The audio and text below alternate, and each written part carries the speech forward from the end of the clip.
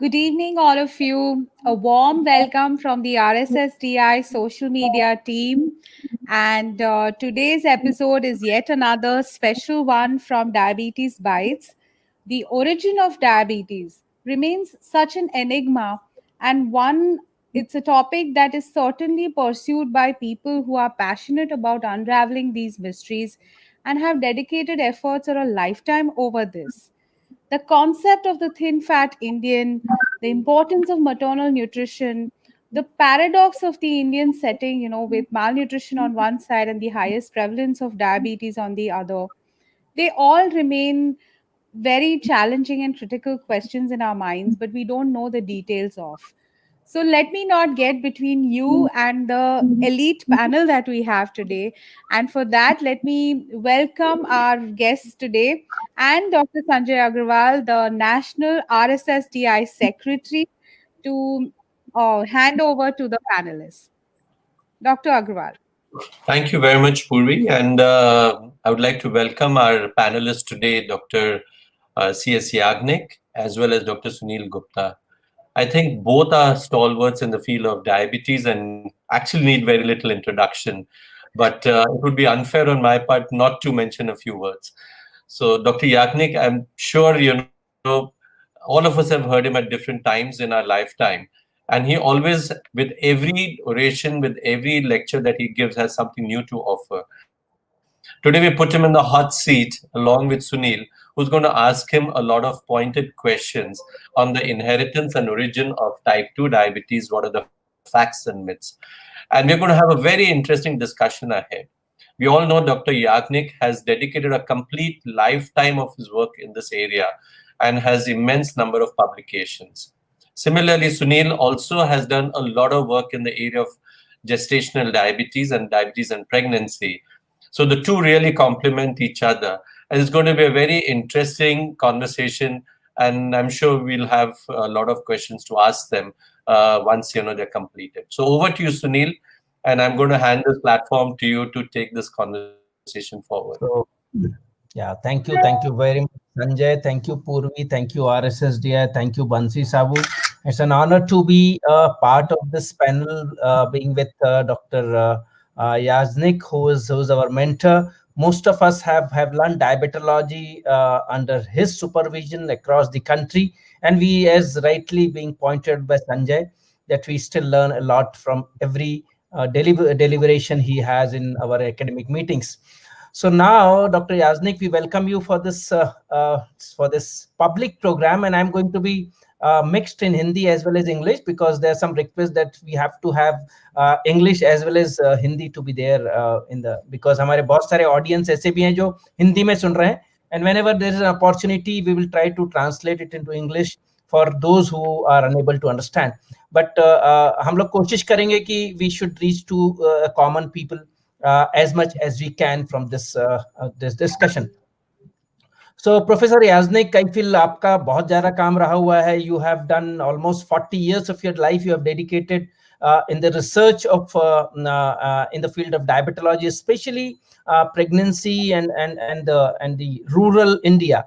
And you have even seen that from the preconception to conception, and even following these offspring who are born to these mothers who have been in the fall of during pregnancy from the age of 1 year of age to even adolescent and now even adults. So almost now you have a big army of these outcomes. Maybe you have mothers are in the fold, you have their children on the fold, and possibly you will be looking after the next generations of these children who are going to be married, and maybe will be coming up with the second generation. So you will be one of the person who has actually shown a torch in this part of the country, in this part of the globe, I'll say, that someone who is following these cases from preconception till the adolescent or adult life of these children.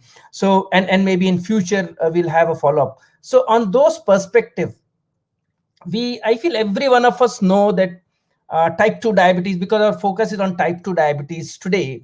So we are all, everyone knows that lifestyle modification, physical inactivity, sedentary lifestyle, poor poor quality of dietary intake, and high fat and diet, and even the physical inactivity. So all these risk factors, we people know that they are the environmental risk factor for type 2 diabetes, and that is possibly one of the greatest cause, and one of the risk factor of type 2 diabetes. But very few of us in public, they are aware of important point, which is adult diseases in the uterus, or intrauterine birth of the adult diseases, or intrauterine origin of the adult diseases or non-communicable diseases, where you have got the pioneering work. So can I ask you the first question, that how this has all started, and how did you enter into this field, and then you come out with, and what are your observation, what you particularly presume and have come out of your research, that what could be the cause, and how then at the end possibly we'll try to give some important message, that how should we tackle this issue, if we are talking about the intrauterine origin of non-communicable diseases. Two more important here is diabetes. Right. Okay. I think, like all of us, first let me thank Purvi, then Sanjay, and you, Sunil. So Thanks. thank you for inviting me. Great to be connected to people. And what we are going to discuss today is what we call in our research life course evolution of diabetes. कि आपकी जिंदगी में पहले से last तक ये diabetes कैसे evolve होता है. Usually diabetes is diagnosed in adult age, usually the type 1 diabetes, type 2 diabetes. But we know that it has a genetic connection. And this we have known for a long time. The theory was put forth by Dr. Neal in 1960s. The genes evolved during man's evolution, which allowed him to survive the bad times when food was not available. And what did these genes do? The genes promoted deposition of fat in the body when the going was good. So that when the going was not good, that fat was useful as a source of energy and allowed you to go through the famines. So that was the original theory. It was called thrifty genes. No one has as yet pinpointed a single gene, but a thrifty metabolism is possible. So we learned like students that there are genetic factors, thrifty genotype, and then environment, which actually makes these genes do something which otherwise they didn't want to do.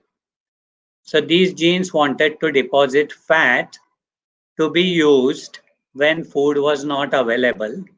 And in old days, millions of years ago, there were large famines, and at times like say when weather was bad, geography was bad, there were other natural disasters, food was not available, that time that used it. Now in modern life, food is available around the year because we grow it in the fields, we store it, and we get it around the ear. So we tend to deposit fat all around the ear through these genes. So that was the theory till the time I, like say, grew up and learned diabetes. In 1991, I met Professor David Barker, who had a different theory. So he said, yes, genes are important. They have to be, because genes carry all the messages which dictate our life. But how do the genes know how to behave, and at what time and under what circumstances they need to change their behavior? And David Barker made a very important theory that genes learn this largely when we are growing in the mother's womb. So this learning of the genes, how to behave for the rest of the life, was in the mother's womb. And how did they learn it? They learned it from the environment inside the womb. And what was the environment inside the womb? One is the size of the womb itself. If womb is not big enough, if mother's pelvic bones are not big enough, baby cannot grow more, so it has to tone down its growth. Then mother's nutrition, which mother supplies to the baby. Baby gets all its nutrition only from the mother. So if mother does not supply enough nutrition to the baby, because mother is undernourished, if mother is very young and she is growing, then there is a competition between two growing individuals. Mother who is adolescent and growing, and baby is who is in the womb and growing. So that baby also suffers. Twin pregnancies, there are two in one sack, so they get less food. And in general, world over, mothers who are young, thin, working in the farm, just making a hand-to-mouth survival, these are the situations where babies are grown small, and these babies look upon the world as a place where less food is available. And this is what he explained to me must be happening in India, because India had a famine-like condition, drought-like condition for almost 150 years before we got the independence, before we had the Green Revolution. And therefore, David Barker's theory that small baby is at a higher risk of diabetes in later life was what turned this theory around. And he said the genes learn how to behave in conditions of poor supply in the womb. And this is not genetic, but this is epigenetic. It's a layer of complexity above the genes, chemical modifications in the DNA, other chemistry, etc., which tell the genes how to behave. And if that person comes out of the womb and then gets fed excessively, either because a lot of food is available or because many times the doctors and parents want the baby to grow fast, especially if it is born small, so they overfeed the baby. And as time has gone, socioeconomic conditions in India have improved. Food is now available across the spectrum, and therefore we then became more susceptible to diabetes. This is called the thrifty phenotype hypothesis of David Barker. It relates to conditions of poor nutrition in uterus and excessive nutrition later on. Then there is another situation, that is diabetes in pregnancy. There, the baby gets overfed. And what happens is the baby, which is supposed to grow only this much, grows bigger. And the whole system is put under the tax. Whole system is challenged in utero because it has to perform more and more to produce a bigger baby, the system gets tired later on in the life early, and that is another route to getting diabetes. In other words, what I am saying is babies which are undernourished in utero or in the womb, and babies who are overnourished in utero, either because mother has diabetes or mother is overweight, both of them are more likely to get diabetes in future. And in India, up till about 20 years ago, small mothers was very common. Now there are big mothers, especially in cities, and gestational diabetes, that is diabetes which is detected in pregnancy, is becoming common. So both these things have combined, and that have contributed to a very rapid rise of diabetes in India. And the new name for this theory is called DOHAD, Developmental Origins of Health and Disease. So if you have good development, you have good health for the rest of the life. If you do not have good development, you will suffer for the rest of the life. It's like the blueprint which we have when we start constructing our house. If that blueprint creates a weak structure, we suffer in future.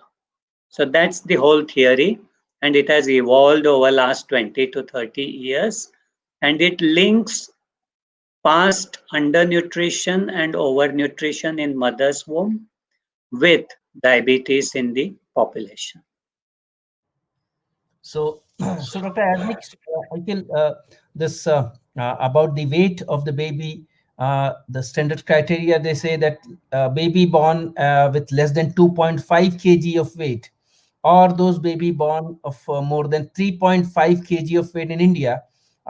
So either of them, underweight, that is less than 2.5 kg birth weight, or babies born above 3.5 kg birth weight, they are more likely to have metabolic diseases or obesity or diabetes in the adult life. That's what is the concept we just have heard from Dr. Yajnik. Dr. Yajnik, this about Sunil, can I say something? Yes, please go. Yeah. Okay. I mean, it's not less than 2.5 kg or more than 3.5 kg. It is lower the weight, higher is the risk, and higher the intrauterine nutrition, then higher is the risk. 2.5, 3.5 are very arbitrary, and therefore we have to see that in relation to so many factors. And if you look at the graph, there is a U-shaped distribution, and there is no definite cut point. It varies from pregnancy to pregnancy. 2.5 was developed by WHO to define low birth weight, because that was a very easy cut point when it was developed in 1960s and 70s. But now that has also shifted. So therefore it's a moving target, but less nutrition, more nutrition is the issue. Size itself, cut points are not really written in the stone. And I feel our audience उनको ये भी मालूम होना जरूरी है कि over nutrition does not mean in gestational diabetes it is over nutrition, but it is the uncontrolled hyperglycemia or untreated diabetes which will be causing over nutrition and hyperglycemic environment in the fetus, which will be causing macrosomia. Otherwise they will feel that it's over nutrition is the only thing. So yeah, that's what usually the diabetic mothers, gestational diabetes mothers, are overweight. So they are overfeeding the baby, even though their glucose may be normal. So large mothers who are obese is also another route to get overfeed the baby, because they have large energy reserves which they pass on to the baby. Substantial transfer of not only glucose, but triglycerides, cholesterol, amino acids, and a whole lot of things which we may not even know are passed on to the baby in a diabetic pregnancy. So this glucocentric view of gestational diabetes is a convenience because we can measure it with a meter. but what is being given to the baby is a whole lot of things. And therefore, overnutrition of the baby is a multi-nutrient phenomenon. That's we say it's mixed nutrients, which are Exactly. That's what someone yes. said, it has mixed nutrients. Quite correct. Yeah. So, don't you feel that people in our country who celebrate pregnancy by feeding these mothers more, we have to be more careful? ऐसा कोई message नहीं देना चाहेंगे आप लोगों को कि हमने especially primary they are being overfed.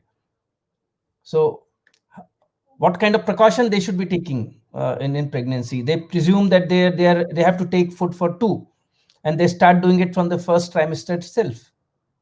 Yes, so it depends on the size of the mother before pregnancy. If mother is only 45 kg, naturally she needs to put on more weight to be able to feed the baby. And body sets these mechanisms because there are complex hormonal and neurological mechanisms operating in pregnancy, which will tell the mother to eat more or less. So, depending on the mother's side, the food intake and weight gain are adjusted. And therefore, there is no blank message which applies to everyone. And for a primey, if she is young and if she is underweight, eating for 2 is quite all right. But not someone who is 75 kg or 80 kg and beyond the age of 30 years, their eating more is going to lead to overfeeding of the baby. So again, it's a combination. Third angle is mother's physical activity. So if mother is working in the field, doing lot of work like they did in our Pune maternal nutrition study, then they need to eat correspondingly high. And in the villages, they don't eat to match their activity. And therefore undernutrition results. While in cities, majority of women are sitting on the desk, not spending much energy, but then they think they have to feed the 2 and therefore they might overeat, and that creates the problem. So we are looking at 2 different worlds in rural and urban India, and this has been a perpetual problem of India, which is a very vast country, and 70% of the population rural, 30% population urban, and messages in one situation do not always apply to the other situation. So, Dr. Yajnik, don't you feel that every mother, no mother wants that their child should have diabetes in their adult life or any non-communicable disease? Every mother wants that whosoever they give a birth to, a male or a female child, should not develop any complication, not only at the time of birth but also thereafter. So, do we have any message that we should try and focus on the preconception counseling, preconception care, and then plan the pregnancy accordingly?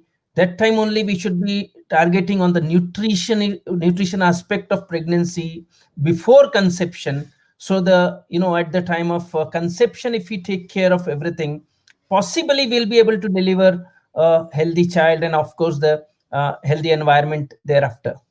So giving a healthy environment, intrauterine environment, is one of the most important message which we can gather from your talk. So you are absolutely right.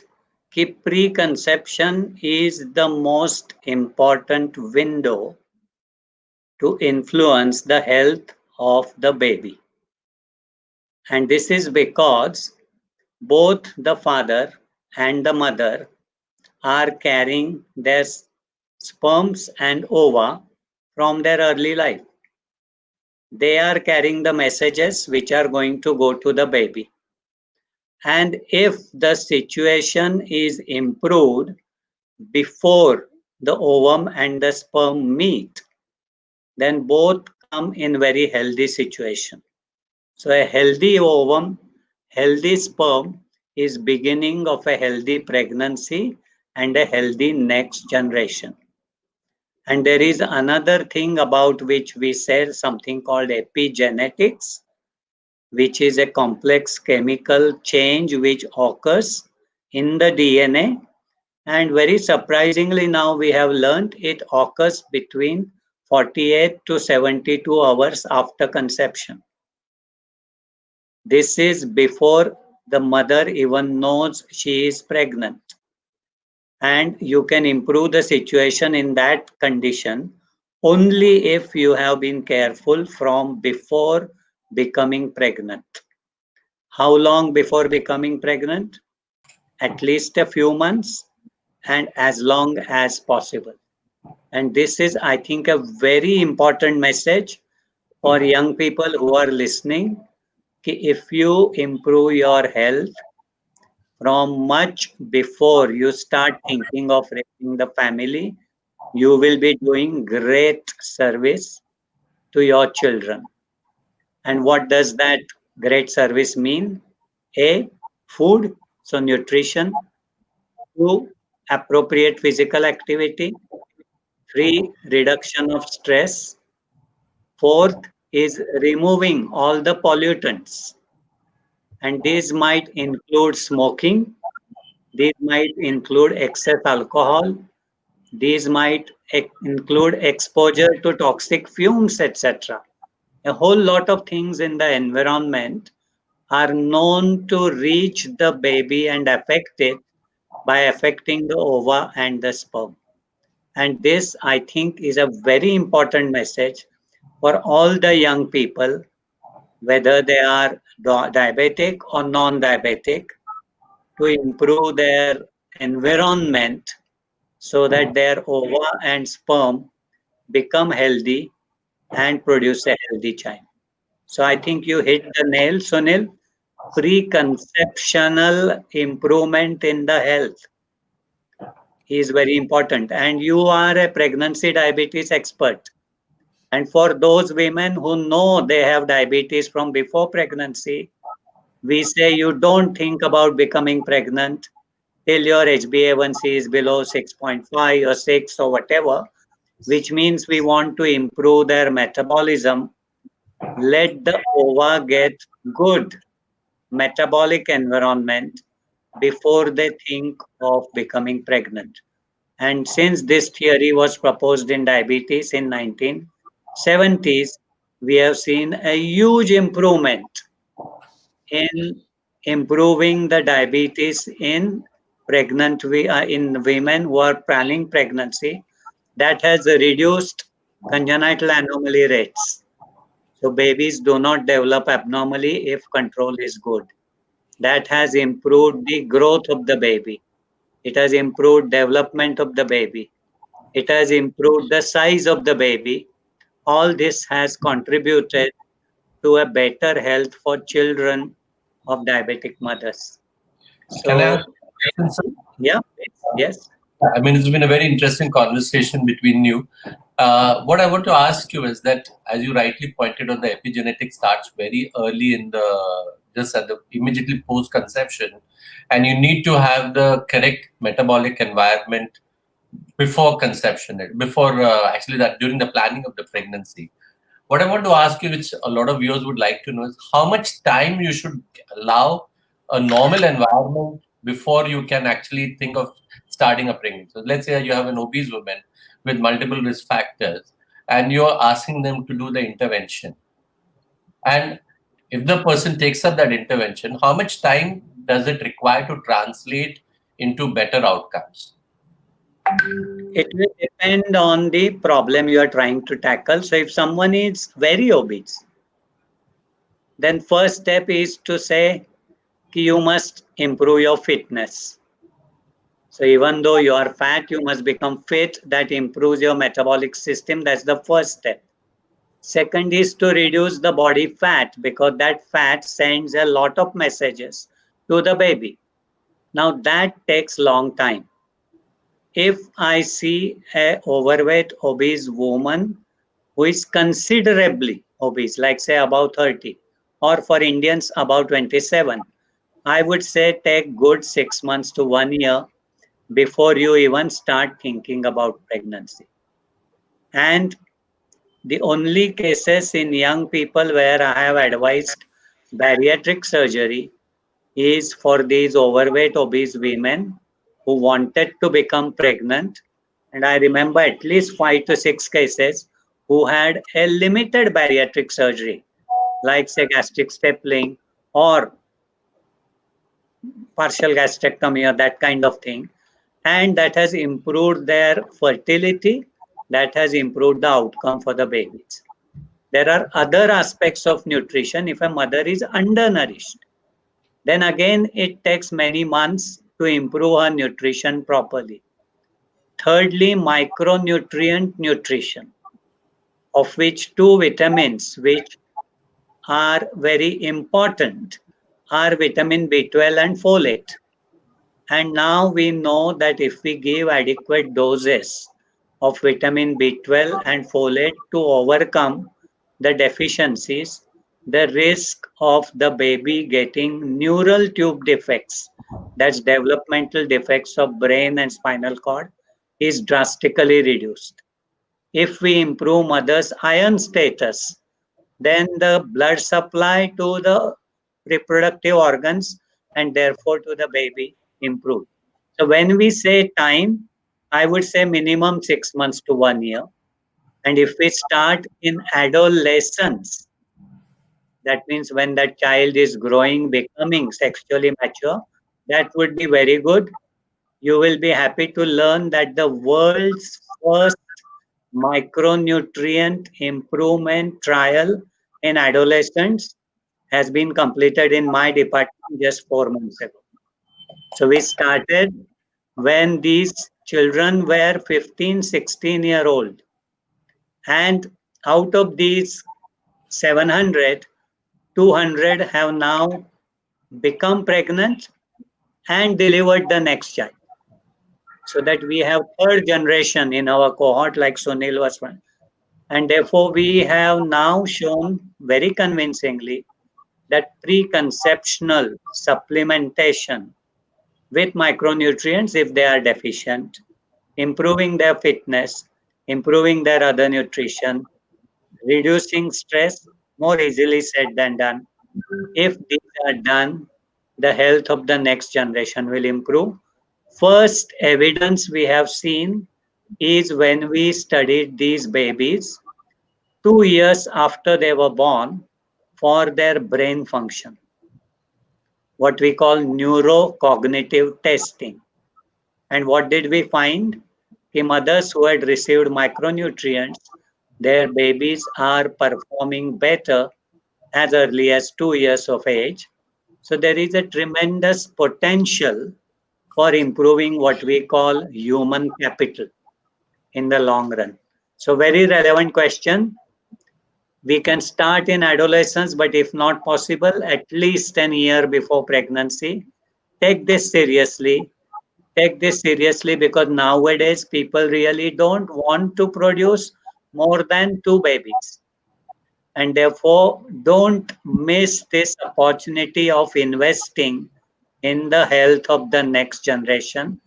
That I think is the bottom line message for all the audience, especially for the young.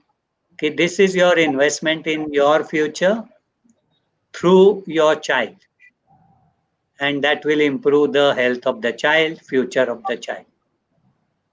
Okay, I think you guys are actually raising very nice issues. I told you you're in the hot seat with. Sorry. Sorry, Sanjay, go ahead. I said, truly, you're in the hot seat with Sunil. Yeah, very good. I think I'm going to start the fan. Yeah, Now- just That give me a really got second. hot. Yeah, please take. That really got hot. Very well done, Sunil. Wow, this has happened for the first time in our history. Okay, so the fan is on. Sunil, fire your bombs. So now you you talked about the micronutrients. We talked about the preconception care, and 48 to 72 hours is such a period that even the mother doesn't know that she has been conceived. Now, is there any chance, because this question has not been framed, I just have heard from you, and now I'm thinking, is there any chance of reversal of this risk, if suppose being recognized as early as possible, and at what level, if suppose we can reduce the risk by of this epigenetic risk of developing all this complications, so as early as Okay, so possible, reversible. epigenetics is a continuous process. Yes. But as I said, the most important window is 48 to 72 hours. And I don't know, I mean, there will be many lay persons attending this. But जब baby develop होती है तो पहले ovum और sperm मिलके एक cell होती है, एक से दो, दो से चार, चार से आठ बढ़ता जाता है. And then there are billions, trillions of cell as a human being. तो इसमें डेवलपमेंट होते time there are a series of complex processes whereby the ball of cells is then divided into three layers, what we call outer layer, middle layer and inner layer. तो जब ये process होती है कि three layers में divide होता है, that process is called gastrulation. Complex word, don't get frightened, gastrulation. So it's a process whereby the embryo gets, like say, divided into three layers, and from each layer we know that different organs and systems are developed. So if this process doesn't happen properly, you are then actually going to get some trouble, which may be obvious or maybe become obvious later on. ये gastrulation process बोलते हैं. So there is a very famous embryologist in England called Lewis Wolpert. Actually, I should have brought the book, it's upstairs. He wrote the book, famous book called Triumph of Embryo. And he made a statement which has become very famous internationally in medical field. He said, the most important event in your life is not birth, is not death, but it is gastrulation.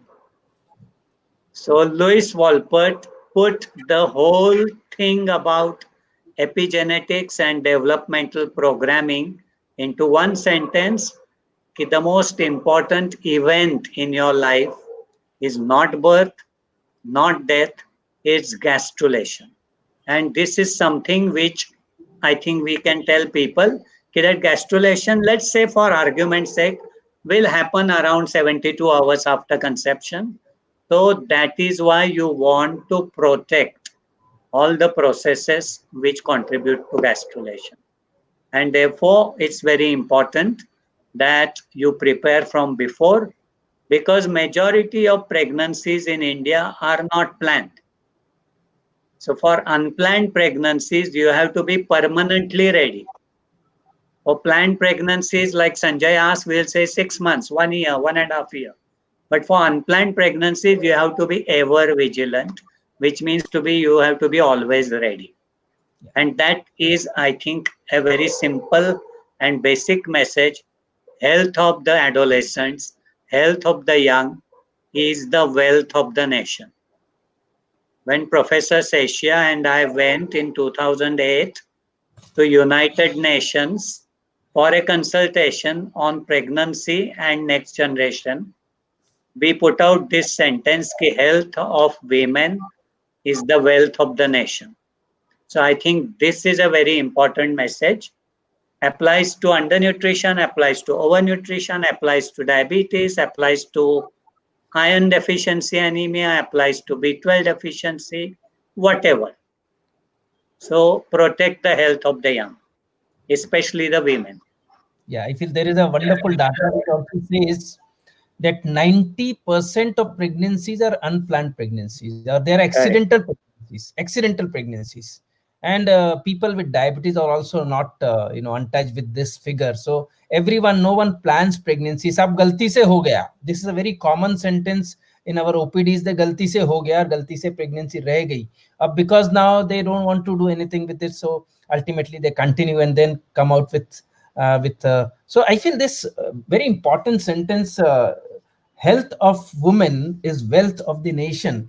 And you rightly said that this lecture has been delivered many times even by Dr. Professor Sheshaya. So on these lines, our country is being named as one of the youngest population in the world.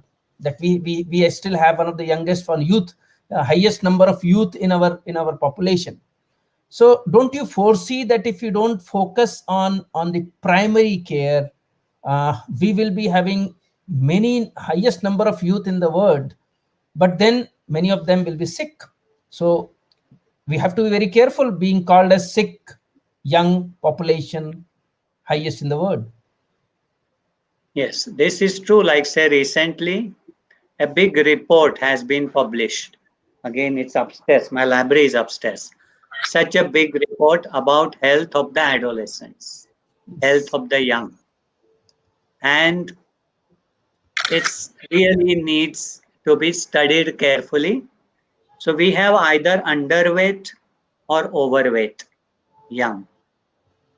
And as I said, 70% of population rural, 30% urban, and we can imagine that predominantly underweight are in the rural, overweight are predominantly in the young, though there is still some exchange.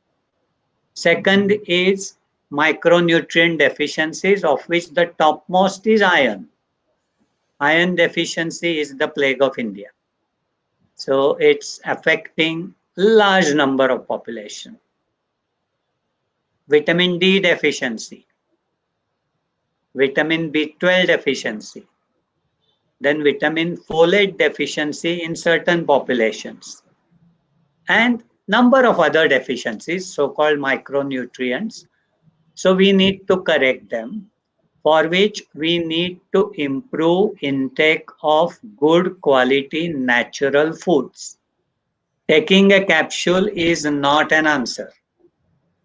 We need to improve the food intake of healthy foods, for which we need variety of foods. That contributes to the quality of the food, diversity of food in this thing. And villagers in many ways are lucky because they grow many things around them which are seasonal, which have been traditionally useful for the human beings, but unfortunately they get attracted by the packaged foods. And therefore that actually is something which needs to be taught to the children right from the early years in the school. We also need to shift our, like instead of teaching them science ki ye micronutrient, okay, in some way to introduce, but then take them to the field and show them how it can be done. And then young children can be the beginning of change. Because if they are trained, educated, they will influence their family to do things which adults may or may not be very willing to do.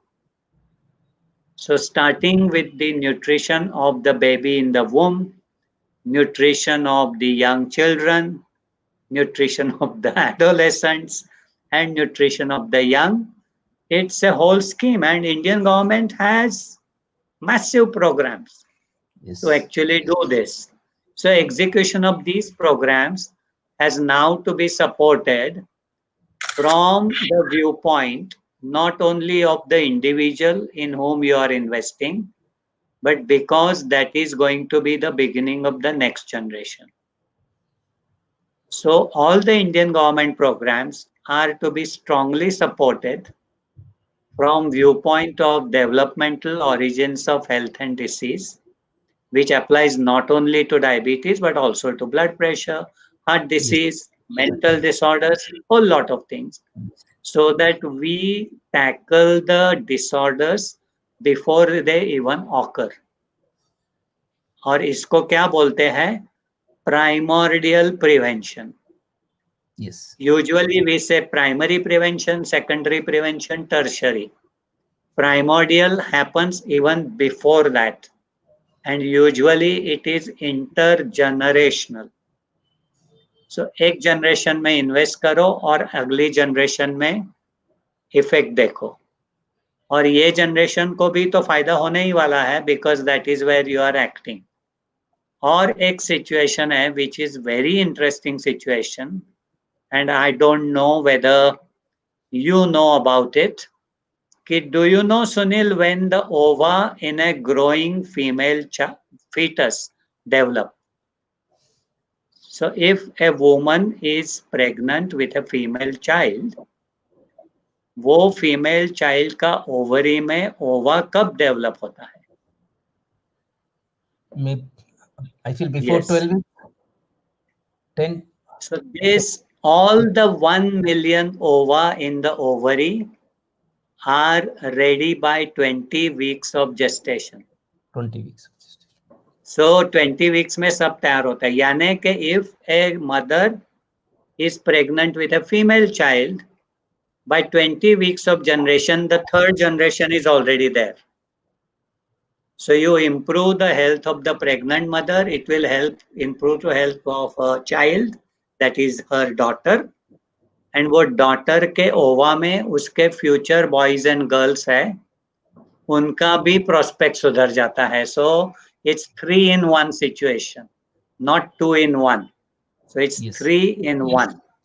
And this is the last paper which David Barker wrote before he passed away. It's in Nature, about 3 in 1 situation in a pregnancy with a female child.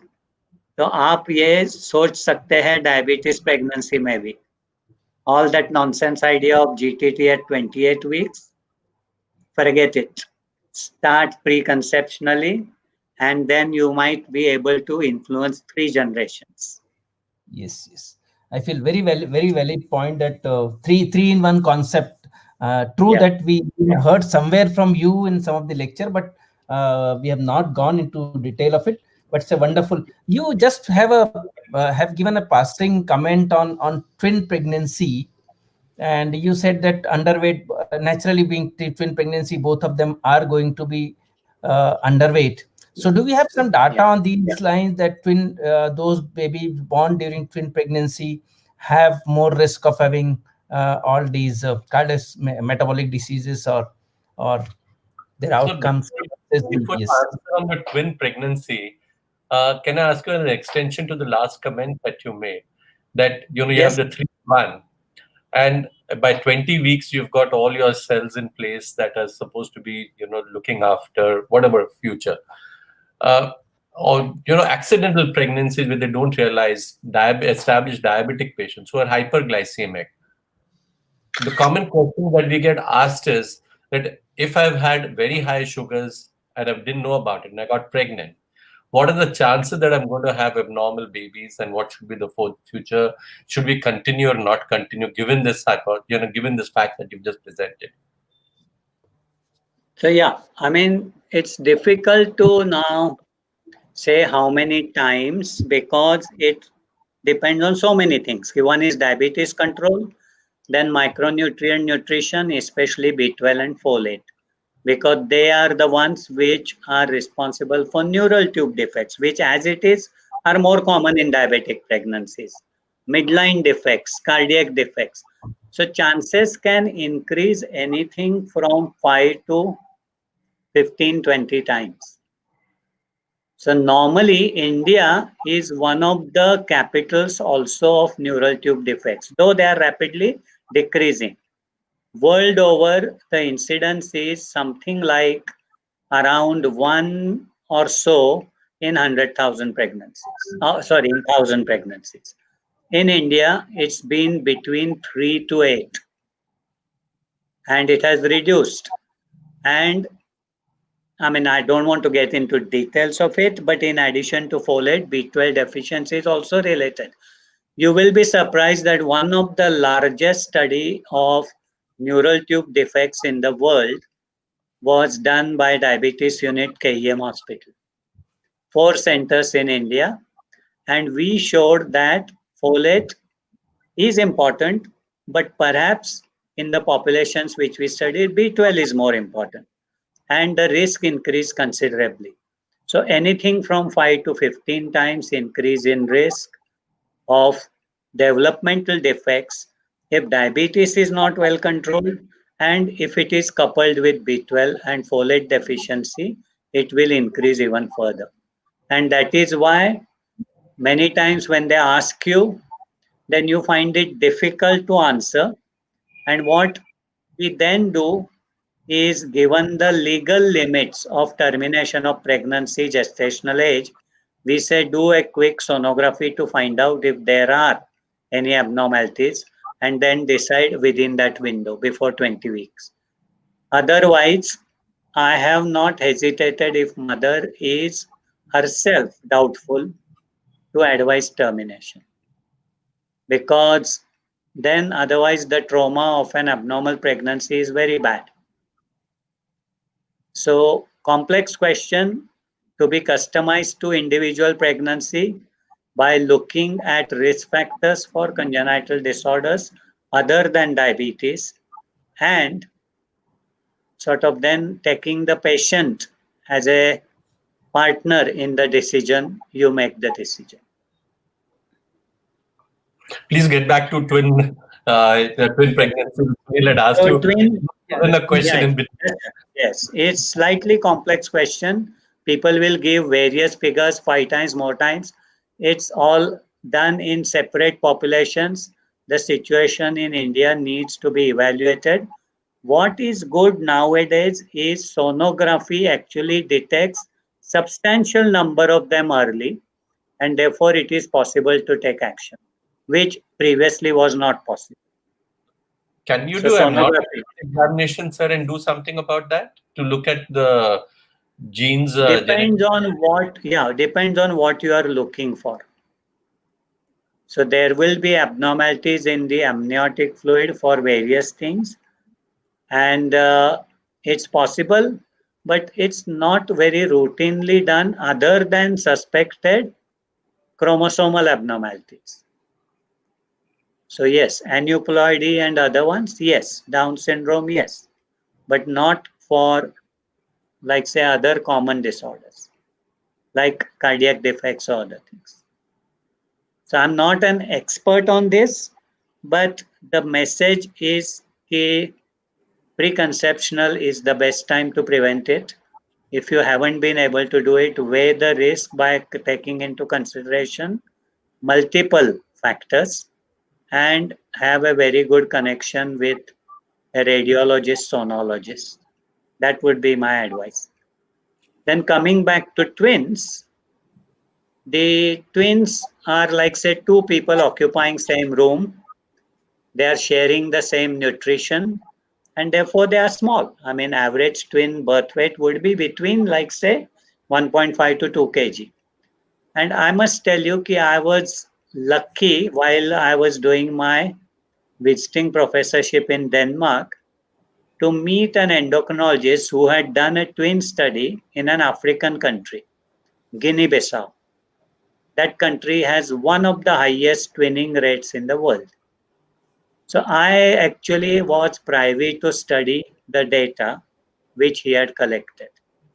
And what he found was that twins had higher glucose and higher insulin by the time they became young children, indicating that their risk of diabetes in future is higher. Even more interesting study reported from Denmark again was of what we call monozygotic twins, yani twins which have developed from the single egg. So one egg instead of developing into one individual, develops into two individuals. So they have both same genetics. They are monozygotic. और उसमें से जो छोटा रहता है at the time of birth has higher risk of diabetes. So same genetics but smaller size at birth in a monozygotic twin increases risk of diabetes. This is one of the strongest evidence in favor of poor intrauterine nutrition, smaller size at birth, contributing to risk of diabetes quite apart from genetics. I feel Purvi has But some question. Yeah, yeah. yeah, I just wanted to know your thoughts, and I'm not actually asking you to comment on whether it should or should not be used, because again, we go by guidelines and international consensus and national consensus on this. But do you believe that metformin causes epigenetic changes? Yeah, everything causes epigenetic changes in the sense what doesn't? Insulin causes epigenetic changes because And epigenetics is a very strong mechanism even of normal function. So epigenetics is a mechanism whereby gene expression is regulated. yes, What? It's like genes. So genes dictate everything. Epigenetics dictates development and response to environment. So epigenetics stands between environment and gene. And therefore, every environmental exposure causes some epigenetic change. Majority of them are good. Some of them are not good. And metformin is just now under the lens because of various things. So, if you ask me, does metformin cause epigenetic changes? Yes. Does insulin cause epigenetic changes? Yes, because when you inject insulin, a whole lot of pathways are activated which actually express the function. so So, which one if do you you, think is more which one do you beneficial give? for the future? It really would now be up to us to do a big randomized controlled double blinded trial because there is so much written about metformin, good and bad, by in the Western world. And the Agreed. Western world's major problem is overweight, obese, gestational diabetes. Our True. problem is non overweight, obese, gestational diabetes.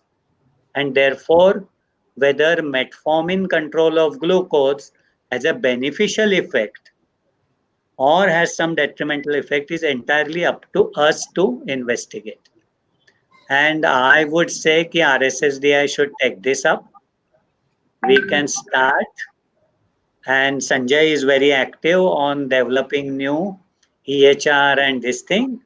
This would be a good thing. After we have done 10,000, 50,000 pregnancies across India, where metformin was either given or not given, we find out as an initial hypothesis generating observation and then do a proper trial. So, very good Beautifully question said. again. I don't have a definite answer, but I think this is where we are uniquely placed, where we know metformin is effective in controlling the glucose. But does it do something which we don't know? Only follow up and a randomized control trial will tell us. See, I just metformin had to crosses ask the you. very Purvi. Metformin crosses the placenta to a large extent, even sometimes more than Exactly. the mother's blood levels of metformin.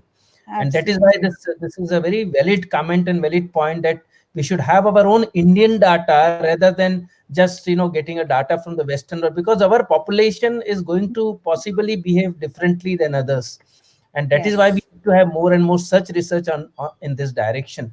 And it reminds me that thin fat Indian, the concept of thin fat Indian, for all those who are listening to this session since almost an hour now, has been brought out in globally by Dr. Chittaranjan Yajnik.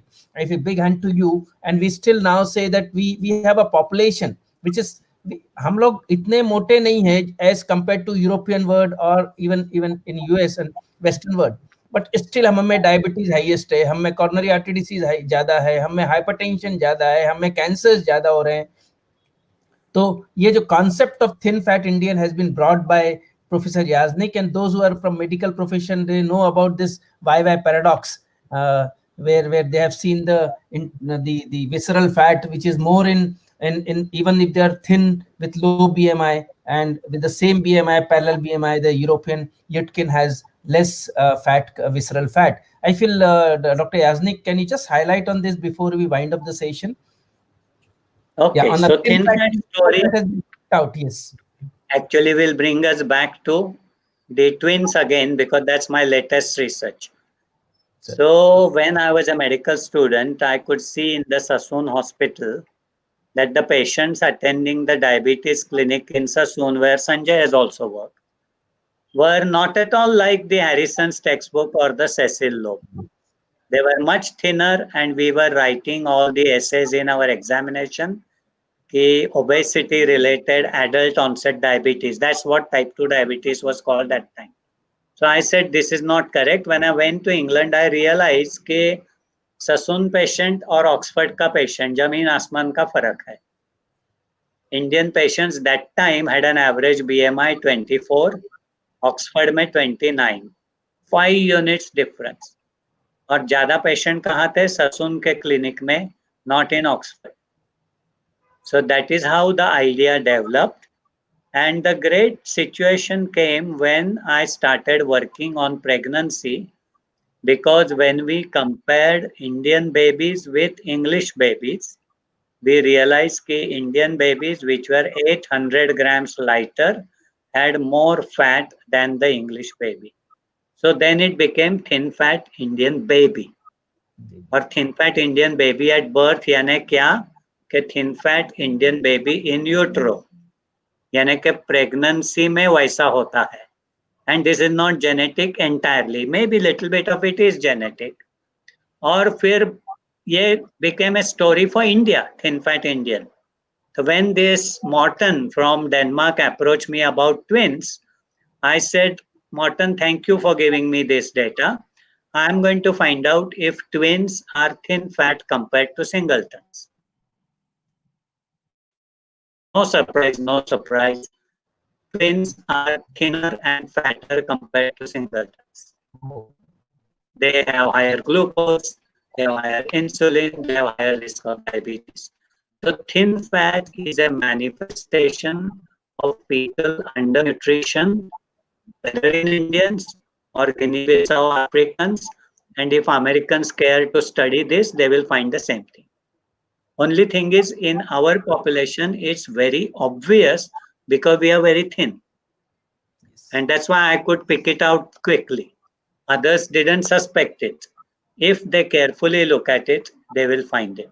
So thin fat is the central body compositional issue in fetal undernutrition. I feel So thank you for asking that. That's my very favorite topic. yes. I feel we are at possibly almost at the end of this session here. Purvi, if you allow me to just summarize this and then we wind up, or we have some more time here? We don't have any more time. I think we have finished. We are finished now. So I feel You could thank you very much, summarize it. Professor Yajnik, and it was a wonderful academic feast for everyone. It was so simple to understand. हमारे सभी लोगों को भी, मुझे नहीं लगता कि किसी को बहुत कॉम्प्लिकेटेड हमने टर्मिनोलॉजीज यूज करी है, बहुत सिंपल थी और समझने के लिए भी सबको काफी अच्छा लगा होगा, ऐसा मुझे लगता है.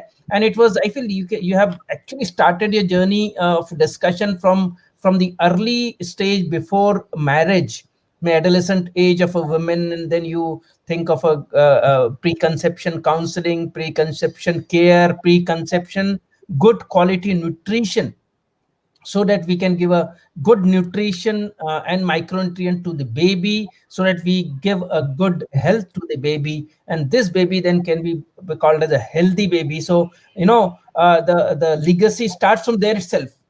बच्चे को जो देते हैं एट द टाइम ऑफ उसका शादी के समय, उसको जेवर देते हैं, दहेज में ये सब देते हैं. I feel from the birth itself you are giving something to the baby, and that is more important than the materialistic thing. And this baby, when again grow up, and you again have pointed out very importantly here, at the time of adolescent, and even you should be focusing on primordial prevention from the intrauterine life, and that adolescent obesity has also to be taken care. At 20 weeks, you said that the ova is ready. So if you are giving good environment to the mother, you are giving this 3-in-1 kind of situation.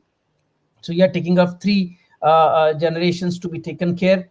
And then so you have also said about the B12 deficiency, folate deficiency. I feel if we should have some recommendations again, that B12 also should be measured in almost everyone before conception, which is not there in the, and even vitamin D you have focused on. So micronutrient, good quality nutrition, healthy lifestyle, smoking cessation, not to take alcohol, keep yourself non-obese, normal weight. If you're underweight, build up with good protein, good quality protein, build up your weight. If you're overweight, then reduce your weight to get conceived before you get conceived. I feel wonderful, and that is what is the origin of our topic. I feel we should congratulate and thank Dr. Bansi Sabu and Sanjay Agarwal and Purvi to take up this topic for publicly for the first time, in my opinion, for the first time in the history, that we are talking in so much in depth with people about this, because they are the target, that they should understand this. Or otherwise everyone talks about lifestyle modification. They are all talking about primary and secondary prevention. Now we should talk about primordial prevention for everyone. I feel with this concluding note, I again convey my heartfelt thanks to Professor Yajnik, Dr. Sanjay, Purvi, and Bansi Sabu, who is the president of RSSDI, for this opportunity. And now I hand over this mic to Dr. Sanjay Agarwal, our honorary secretary of RSSDI. Sanjay, over to you. Can I say one sentence? Please go ahead. Yeah, I give a message. It's never too early, never too late. Yes. Because we are talking intergenerationally, it's very important. If someone feels कि मेरे लिए वो opportunity चला गया, don't feel like that. It's never too early, never too late. It's an important message to give. Yes. And I think that's really important. Second, I would like to advertise that we have made a 25-minute film on this.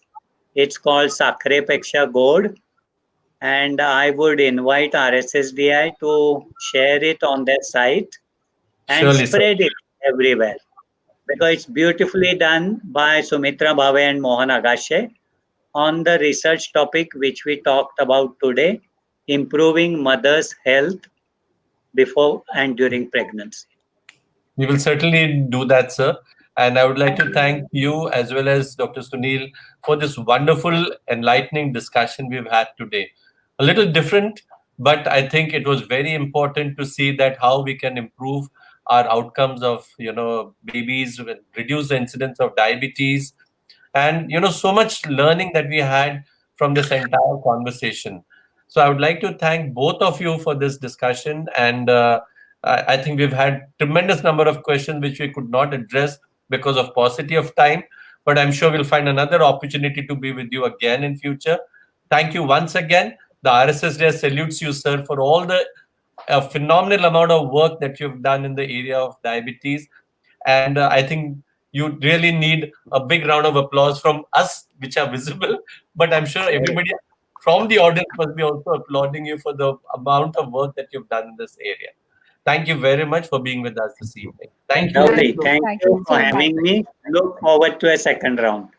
Surely, sir. We'll Thank I would love to moderate again. we will have to again. Okay, then. Thank you, sir. Thank Thank you. you so Bye-bye. much, Should I sir. close Thank you. now? Yes, sir. Yes, please. Yeah.